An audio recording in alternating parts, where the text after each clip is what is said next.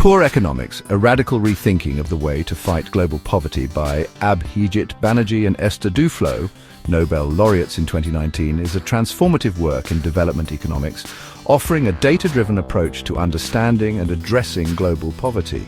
Published just outside the last decade, but with greater influence post-Nobel, it remains a cornerstone in economic literature for its empirical rigor and focus on the lived realities of the poor. This summary outlines its key arguments, structure, and impact, emphasizing its use of randomized controlled trials, RCTs, to challenge conventional poverty solutions.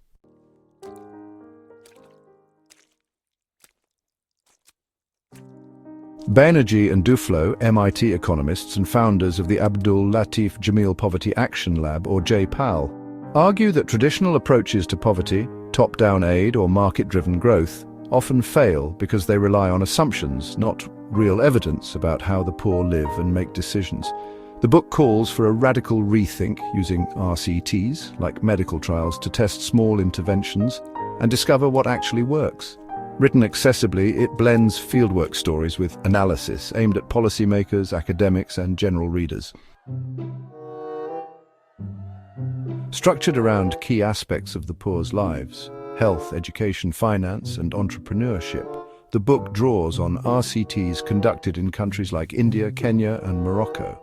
Each chapter examines a specific challenge, debunks myths, and proposes evidence-based solutions. The authors highlight the complexity of poverty. The poor are not lazy or irrational, but face constrained choices under uncertainty. For example, they may forgo vaccinations not out of ignorance, but because of logistical barriers, lack of access, or distrust. In health, Banerjee and Duflo explore why the poor often neglect preventive care, such as using bed nets for malaria. In health, Banerjee and Duflo explore why the poor often neglect preventive care, like bed nets for malaria. Randomized controlled trials show that small incentives, such as free nets or transport, greatly increase uptake, suggesting that really access, not education, is the bottleneck. In education, they challenge the idea that building more schools alone improves outcomes. Studies show teacher absenteeism and rote curricula fail students. Targeted interventions like remedial tutoring yield better results. The authors stress teaching at the right level to address learning gaps. The book explores why the poor rarely use banks. The book explores why the poor rarely use formal banking. Microcredit, while hyped, often burdens borrowers with debt instead of fostering entrepreneurship.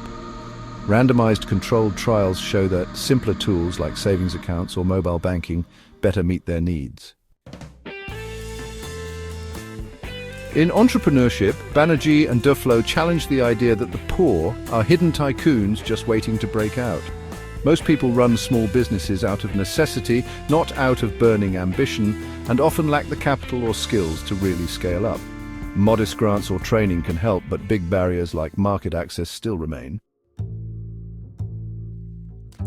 A key idea is the poverty trap. Low income, poor health, and lack of education all reinforce each other, making it very hard for people to escape. Again, a key concept is the poverty trap, where low income, poor health, and lack of education keep feeding into each other. But the authors point out these traps aren't universal. Sometimes, even small nudges can spark positive, virtuous cycles. For instance, providing livestock or cash transfers can boost income, enabling investments in health or schooling.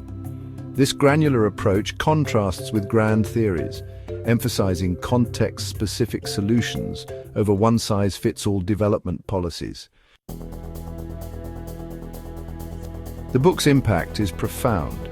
Its RCT methodology revolutionized development economics, shifting focus from ideology to empirical testing.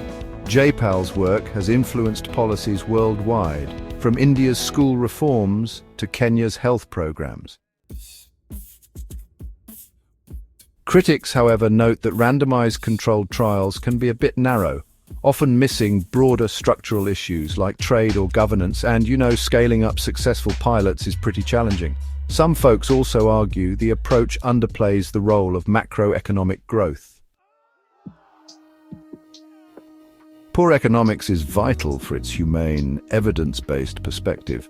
By centering the poor's realities, it offers practical tools to fight poverty while also acknowledging systemic limits. Its legacy endures in global policy and research, making it essential for understanding effective development strategies. Its legacy endures in global policy and academic research, making this book essential for understanding truly effective development strategies worldwide.